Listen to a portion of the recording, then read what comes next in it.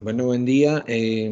A continuación se explicará el capítulo 7 del libro de Economía, el estado, la economía mixta y los mercados políticos.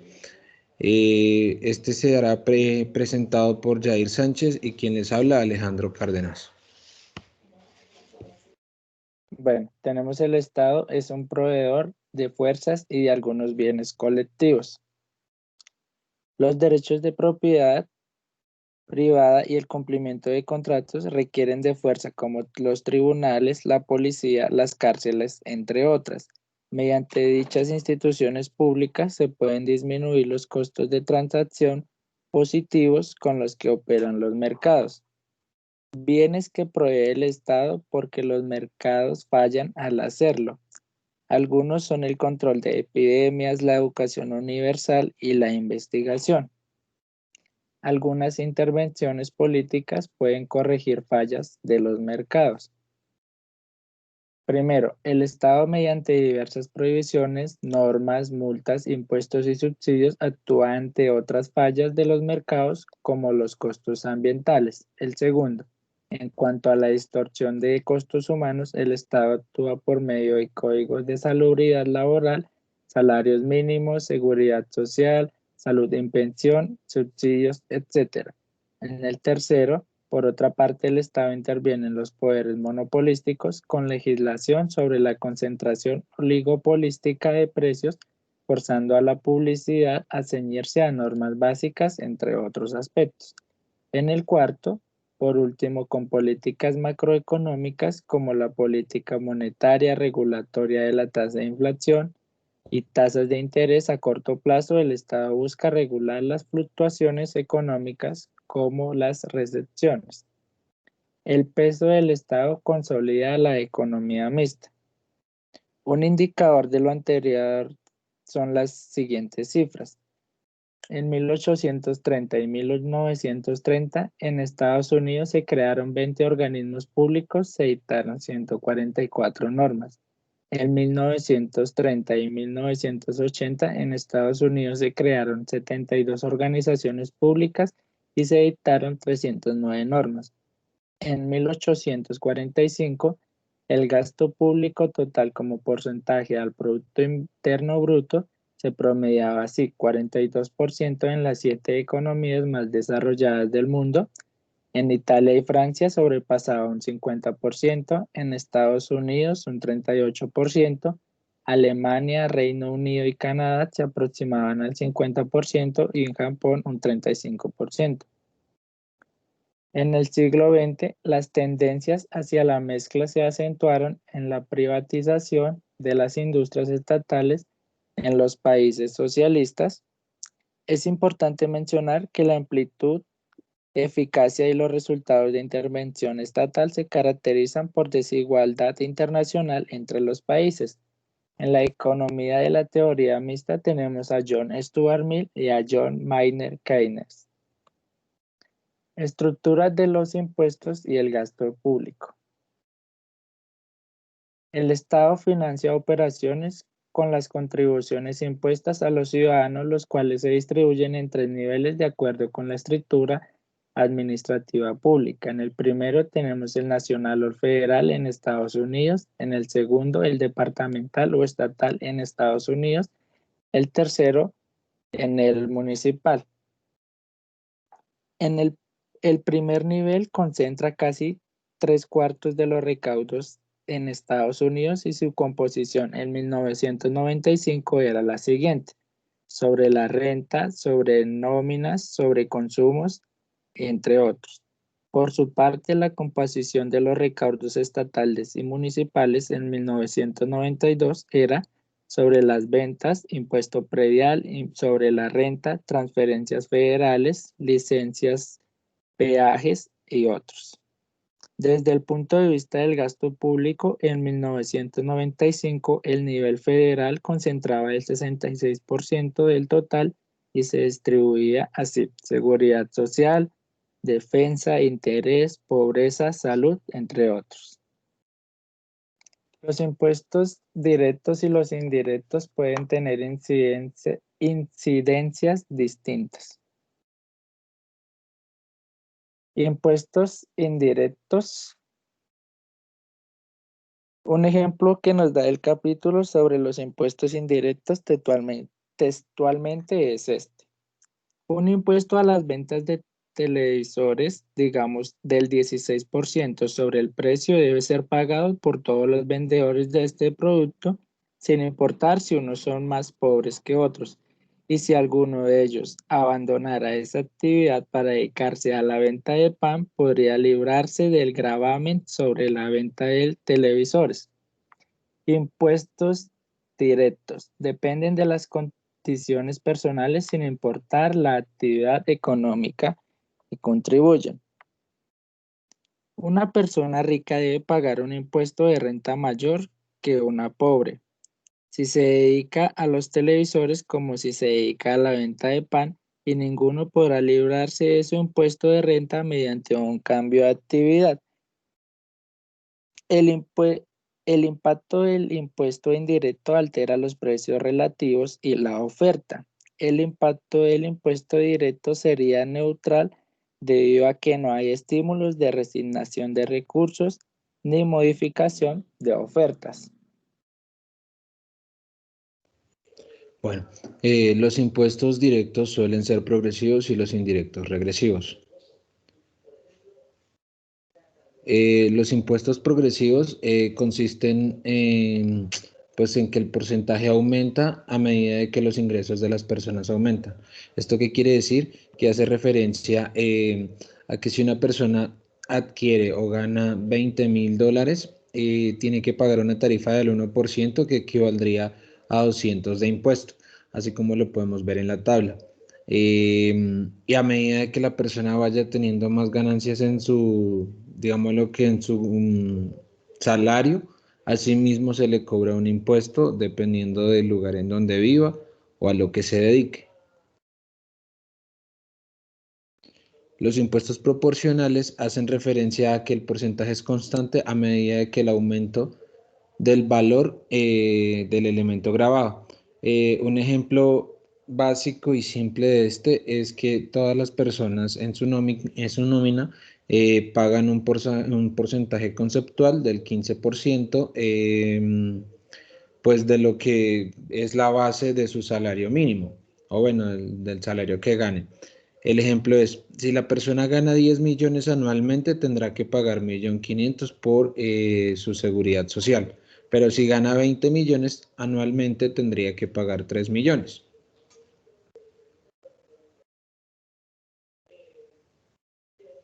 Los impuestos regresivos hacen referencia a que si el porcentaje disminuye a medida de que aumentan los ingresos de la persona.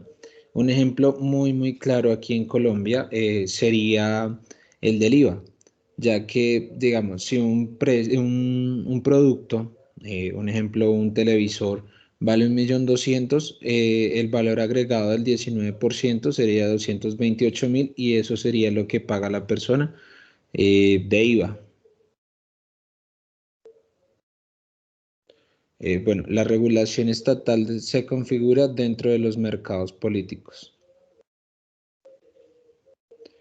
Bueno, en este capítulo hablan sobre la cultura mercantil, donde se divide en dos partes entre el vendedor y el cliente, donde el vendedor maximiza su propio interés y el cliente es la parte electoral y los patrocinadores de, pues, de los intereses del vendedor, en donde se eligen de acuerdo a las preferencias, recursos e influencias que estos transmiten por medio de los medios de comunicación. Es importante recalcar que en esta parte de la cultura mercantil, uno depende del otro. Es decir, el vendedor siempre está dependiendo de que el cliente le compre o adquiera sus productos o servicios.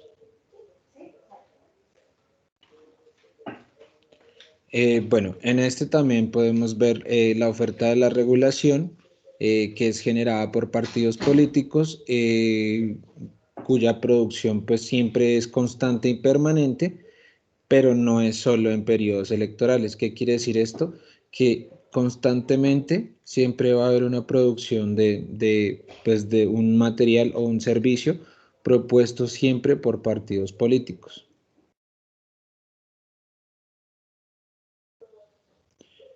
Además de esto, este implica pues costos de operación, costos de competencia, costos de mantenimiento, y no solo, digamos, hablamos de máquinas o equipos, sino también se habla de la organización y del costo que adquiere una empresa cada vez que progresa y se desarrolla más como compañía. ¿Esto qué quiere decir?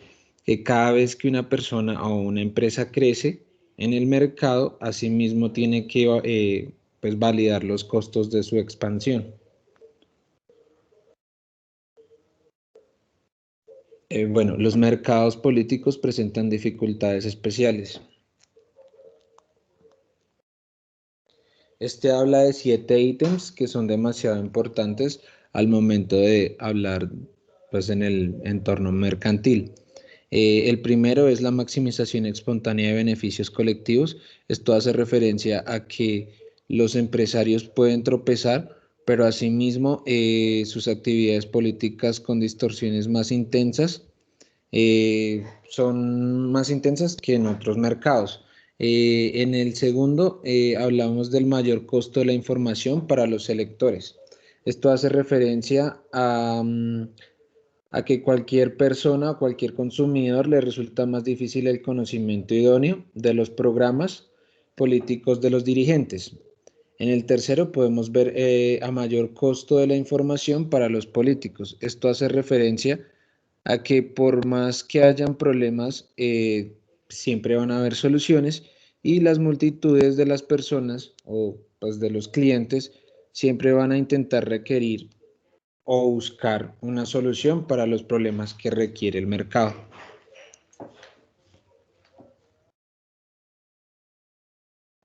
Evasión de cumplimiento hace referencia a lo importante que es, o bueno, a la violación que tienen las personas que hacen promesas electorales. ¿Esto qué quiere decir? Que muchas personas tienden a prometer demasiadas cosas, pero llega el momento de cumplirlas y finalmente como que evaden el problema y tienden a dejar eso atrás, evadiendo las promesas que ya se habían pactado. En el quinto encontramos la inadecuada información de las competencias potenciales, que hace referencia a un carácter clandestino, es decir, que las personas o políticos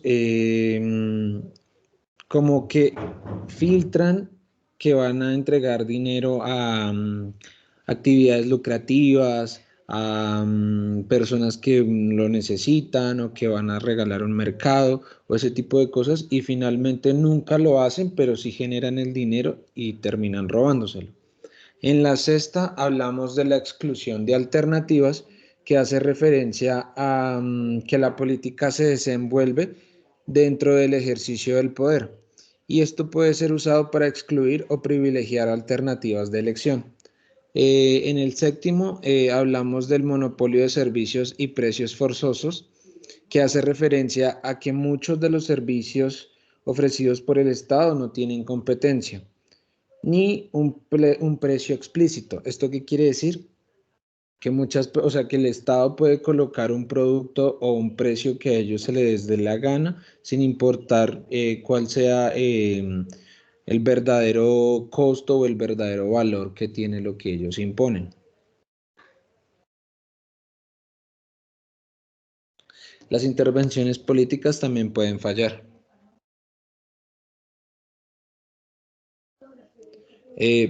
Las acciones políticas justificadas como correctas. Esto hace referencia a que los políticos en muchas ocasiones fallan con sus decisiones, pero muchas veces son justificadas por algún motivo. Es decir, hacen distorsiones de intereses que ellos necesitan y los distorsionan con cosas del partido o con cosas que quieren darle al pueblo.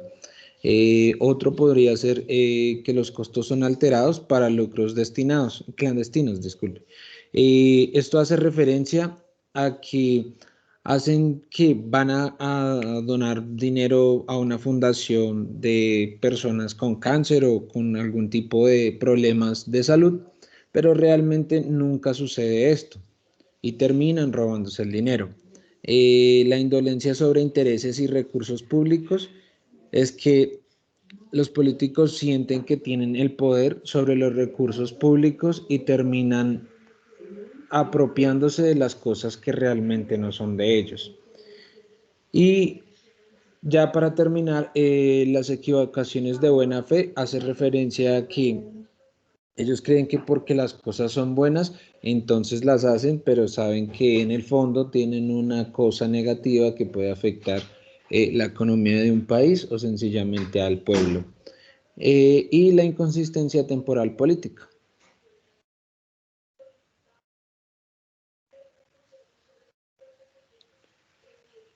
Bueno, en este también abarca pues los sueños románticos con líderes sabios y altruistas que hacen pues en base a los políticos que en muchas ocasiones prometen demasiadas cosas, pero que en el fondo como que se basan en líderes de anteriores tiempos. Un grado de intervención estatal permanece irreductible. Bueno, en este hablamos y el libro se enfoca mucho en el teorema de Coase, que hace referencia al,